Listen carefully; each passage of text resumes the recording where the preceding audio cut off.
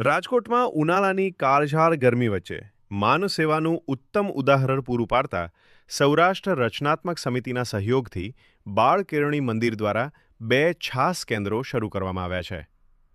દર વર્ષે ગ્રીષ્મ ઋતુ દરમિયાન ચલાવવામાં આવતી આ સેવા હેઠળ જરૂરિયાતમંદ પરિવારોને વિનામૂલ્યે છાસ આપવામાં આવે છે.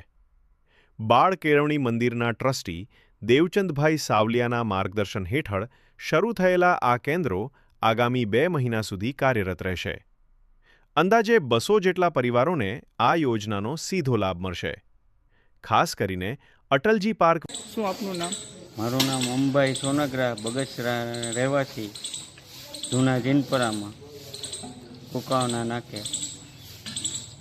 અમે બાળ કેળવણી મંદિરેથી છાશ લેવા આવી છીએ દર વર્ષે. આ 2 મહિનાથી અમે લઈએ છીએ ધગધગતા તડકામાં ને છાશ પીએ છીએ ને આનંદ આવે છે અને ઠંડક મળે. વિનામૂલ્યે છાશ આપે છે અને અમે આનંદથી છાશ પીએ છીએ અને ઠંડકથી પ્રસીએ. સૌરાષ્ટ્ર રચનાત્મક સમિતિ રાજકોટ દ્વારા પ્રેરિત બાળ કેળવણી મંદિર દ્વારા અહીંયા વિનામૂલ્યે છાશ 2 મહિનાથી શરૂ છે. તો દરેક પરિવારોને વિનામૂલ્યે છાશ આપવામાં આવે છે ને પોતાના પરિવારને ઠંડક છાશ મળે રીતને બાળ કેળવણી મંદિર દર વર્ષે આયોજન કરે છે. દરરોજ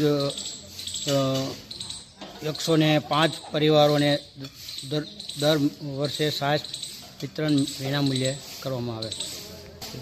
આ બાળ કેળવણી મંદિર બગસરા દ્વારા આમ તો સૌરાષ્ટ્ર રચનાત્મક સમિતિ રાજકોટ પ્રેરિત સંચાલિત બાળ કેળવણી મંદિર દ્વારા વિનામૂલ્યે છાશ વિતરણ કરવામાં આવે છે.